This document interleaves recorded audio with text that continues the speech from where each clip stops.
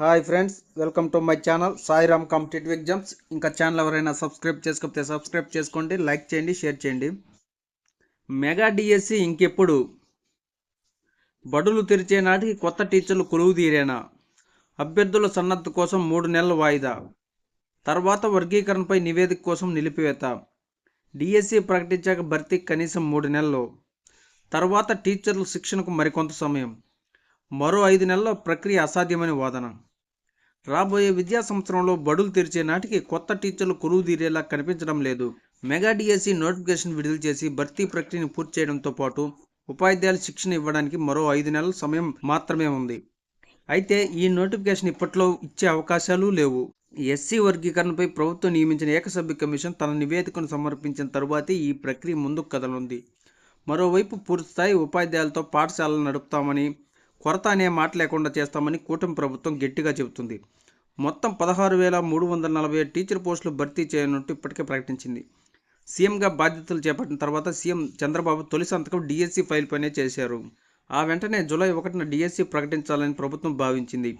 కానీ నోటిఫికేషన్ విడుదల వాయిదా పడుతూనే ఉంది. ఇప్పటికే చాలా వరకు ప్రక్రియ పూర్తి కావాల్సి ఉండగా ఇంతవరకు నోటిఫికేషన్ కూడా ఇవ్వలేని పరిస్థితి. ఏటా వేసవి సెలవుల అనంతరం జూన్ 12న బడులు తెరుచుకుంటాయి. ఈ 5 నెలల్లోపే కొత్త టీచర్ల ఎంపిక, వారికి శిక్షణ పూర్తి చేయడం సాధ్యం కాదని వాదన వినిపిస్తుంది. కూటమి ప్రభుత్వం ఏర్పడిన తర్వాత 20 రోజుల వ్యవధిలోనే డిఎస్సి నోటిఫికేషన్ ప్రకటించేందుకు పాఠశాల విద్యాశాఖ ఏర్పాట్లు చేసింది. అయితే సన్నద్ధతకు కొంత గడువు ఇవ్వాలని అభ్యర్థులు కోరారు. ఆ మేరకు 3 నెలలు వాయిదా వేస్తున్నట్టు తెలిపింది. అక్టోబర్ 6న డిఎస్సి ప్రకటనకు ముహూర్తం ఖరారు చేసింది. ఈలోగా ఉపాధ్యాయ అర్హత పరీక్ష టెట్ పూర్తి చేసింది. ఇంతలో ఎస్సీ వర్గీకరణకు సుప్రీంకోర్టు గ్రీన్ సిగ్నల్ ఇవ్వడంతో నోటిఫికేషన్ మరోసారి బ్రేక్ పడింది. వర్గీకరణ సిఫారసుల కోసం ఏకసభ్య కమిషన్ నియమించిన ప్రభుత్వం 3 నెలల్లోగా నివేదిక సమర్పించాలని ఆదేశించింది. ఈ కమిషన్ కొద్ది రోజుల కిందటే క్షేత్రస్థాయి పర్యటన ప్రారంభించడంతో నివేదిక కనీసం మరో 2 నెలలు పట్టే పరిస్థితి కనిపిస్తుంది. ఆ తర్వాత డిఎస్సి నోటిఫికేషన్ ఇస్తే బడులు తెరిచే నాటికి భర్తీ ప్రక్రియ పూర్తి కావడం సాధ్యం కాదు. గతంలో ఎప్పుడూ ఈ ప్రక్రియ అనుకున్న సమయానికి సజావుగా పూర్తి కాలేదు. అందులోనూ ఇప్పుడు 16,347 పోస్టులు మెగా డిఎస్సి కావడంతో మరింత సమయం అవసరం. సీఎం తొలి సంతకం పెట్టినప్పటి నుంచి బీఈడీ చదివిన నిరుద్యోగులు డిఎస్సి కోసం ఎదురు చూస్తున్నారు. రాష్ట్రంలో ఎప్పుడు టెట్ నిర్వహించినా కనీసం 4 లక్షల మంది పరీక్ష రాస్తున్నారు.